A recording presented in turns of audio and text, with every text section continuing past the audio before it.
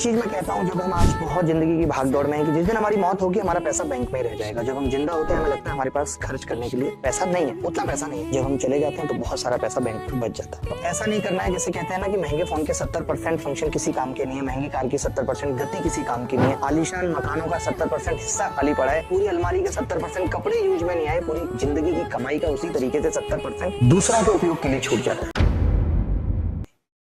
हमेशा एक चीज पे मैंने फोकस किया है, जैसा हम खाते हैं, जैसा हम देखते हैं, जैसा हम सोचते हैं, वही हमारी आत्मा के संस्कार भी होते हैं। और ये आत्मा कहते हैं अजर अमर है। ये भी इस शरीर में, ये शरीर लीच पर है, कल कोई किसी और शरीर में चली जाएगी। इसका पवित्र होना, इसका संस्कारी होना बहुत जरूरी है।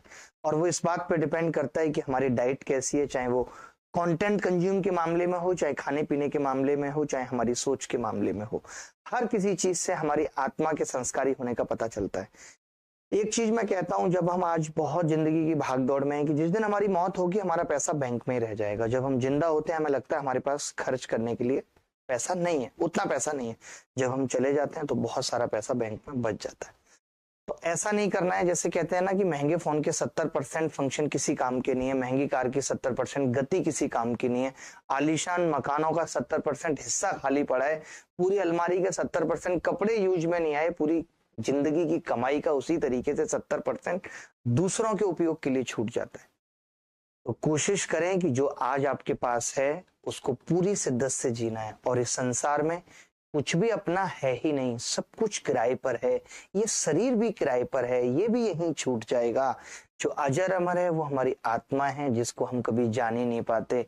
हम तो दूसरों को पाने के लिए दौड़ रहे हैं। अपनी आत्मा को जानना है, अपने आप को पाना है तो ठहराव जरूरी है। नमस्कार, मैं अभिनय, आप सबका अभिनय में इस पे स्वागत करता हूं। कैसे हैं दोस्तों? उम्मीद करता हूं अच्छे होंगे, आपकी तैयारी भी ठीक चल रही होगी। आज से कुछ साल पहले ऐसा होता था कि 250 नंबर की गणित पेपर में आया करती थी और हम बच्चों को बहुत शिद्दत से बार बार ये कहते थे, बेटा गणित के दम पे सिलेक्शन हो जाएगा, और हमने खुद उसी दम पे 5 बार सिलेक्शन लिया भी। बट आज के दौर में, आज के सिनारियो में जीएस का बहुत बड़ा रोल हो चुका है। और अभी पिछले 2 बार के पेपर में जब से पैटर्न बदला है, जीएस इस तरीके की पूछी जा रही है कि बच्चों का भरोसा सा उठ गया। उनको लगता है कि मैं जीएस में कुछ नहीं कर सकता। जबकि मैंने एक क्लास कुछ दिन पहले ली थी और ये बताया था कि आप कुछ तो कर सकते हो। ये भ्रांति अपने दिमाग से निकाल दो कि आप कुछ नहीं कर सकते हो, कुछ कर सकते हो। आज की क्लास में मैं एक टॉपिक पढ़ा के ये आपको बताना चाहता हूं कि आपको अपने जीवन में जीएस किस तरीके से पढ़नी है। अगर आप इस तरीके से पढ़ते हो तो जरूर 100% जो भी चीजें आप पढ़ोगे, अगर वो पेपर में आ गई तो आपका मार्क्स एकदम पक्का है। और मैंने ये पिछली क्लास में कहा था कि लगभग 70% 75% चीजें आती हैं पढ़ी हुई, बशर्ते वो हमें याद नहीं रहती।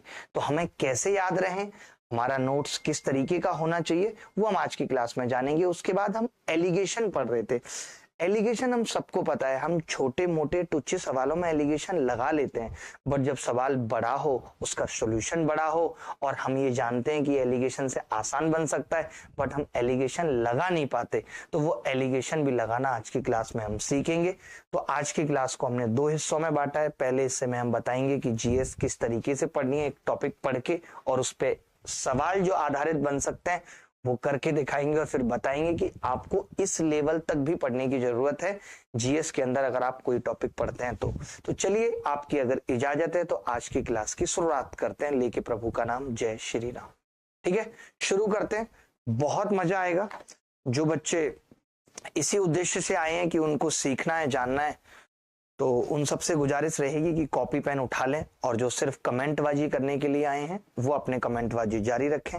जैसे जैसे मुझे वक्त मिलेगा मैं उनकी बीच बीच में झंड करता रहूंगा, जलील करता रहूंगा। कोई चिंता या टेंशन की बात नहीं है। मैंने इस फील्ड में पीएचडी किया हुआ है। किसी को भी जलील करना हो, अगर आप सोच रहे होंगे कि आपके ऐसे स्टूडेंट तो हमें बहुत मिले हैं जो आपके पढ़ाए हुए जीएसटी लग गए, आईटीआई लग गए, सीपीओ लग गए, सब इंस्पेक्टर लग गए, लेकिन ऐसा कोई नहीं मिला जो जलील करना जानता है। तो आपको बता दूं, carry Minati is also my student of that class, जहां मैं ये जलील और जलालत सिखाया करता था। ठीक है,